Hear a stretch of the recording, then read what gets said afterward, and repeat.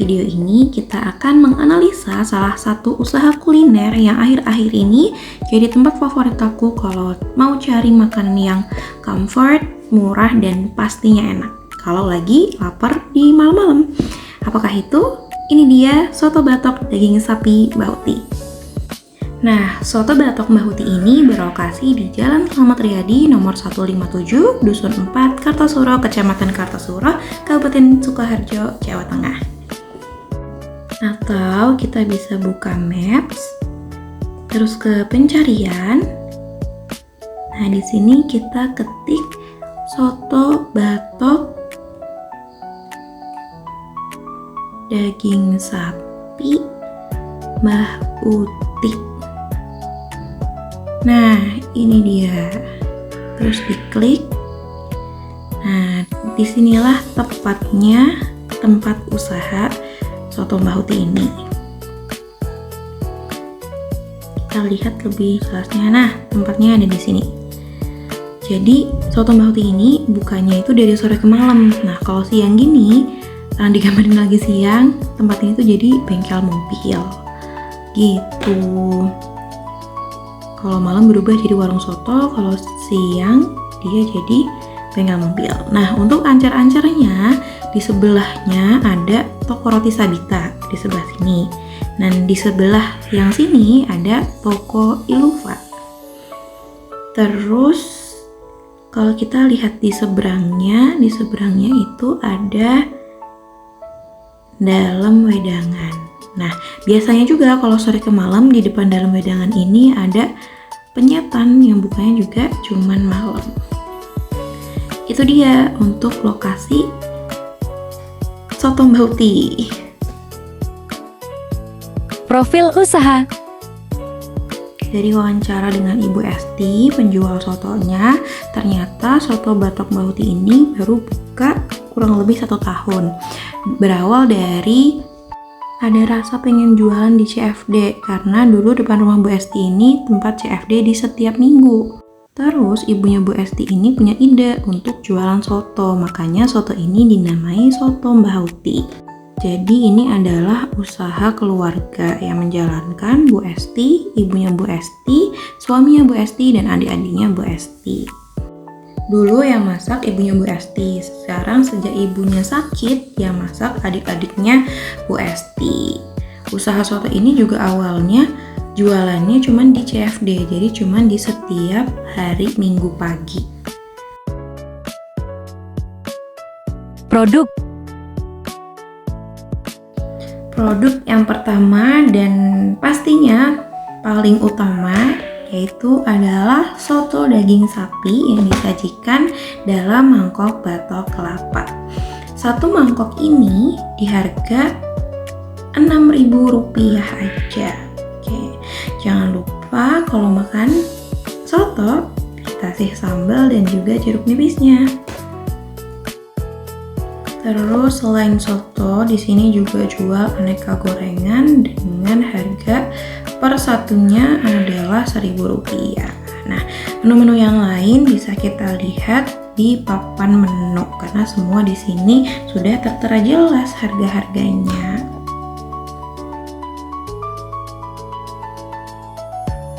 strategi usaha.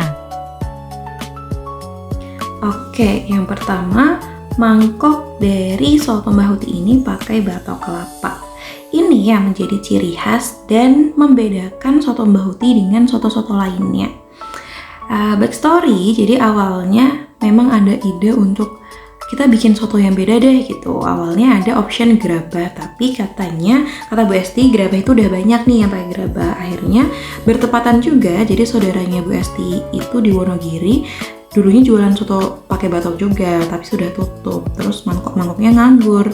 Jadi Bu Esti dan adik-adiknya jadi punya ide buat pakai batok-batok kelapa ini untuk sotonya Mbah Uti, tapi juga jualannya di Solo gitu.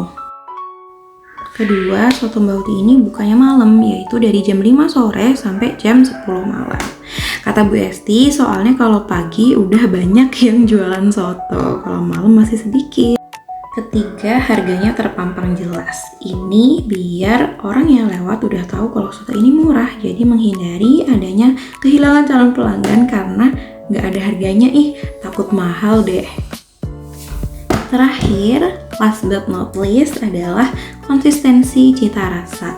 Ini paling penting walaupun sudah bukan Mbah Uti lagi yang masak sotonya, tapi dipastikan kalau rasanya tidak berubah. Proses usaha.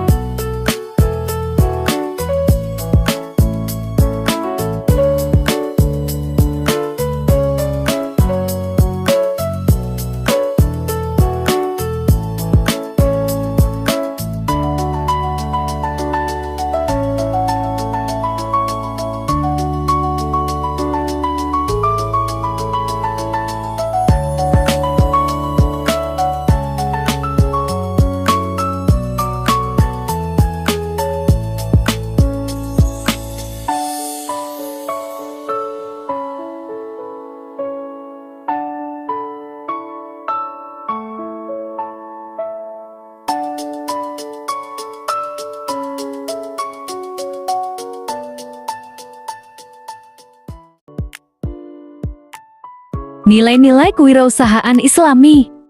1. Halal. Gimana usaha soto ini menjamin kehalalannya? Yang pertama, kalau dilihat dari segi bahan soto ini menggunakan daging yang halal, yaitu daging sapi. Kedua, dari Bu Esti sendiri menjelaskan bahwa karena Bu Esti beragama Islam dan juga menjaga kehalalan apa yang dikonsumsi, maka Bu Esti juga memastikan pelanggannya mengonsumsi makanan halal juga. 2. Transparansi harga. Dari segi transaksi, soto Mbah Uti sudah terdapat kejelasan harga yang ditampilkan kepada pelanggan. Hal ini sesuai dengan prinsip dalam Islam, yaitu menghindari gharar atau ketidakjelasan dalam jual beli. 3. Amanah dan tanggung jawab. Dalam usaha ini, amanah dilihat dari bagaimana mereka menjaga konsistensi rasa agar setiap pelanggan yang datang tidak merasa kecewa karena rasanya berbeda.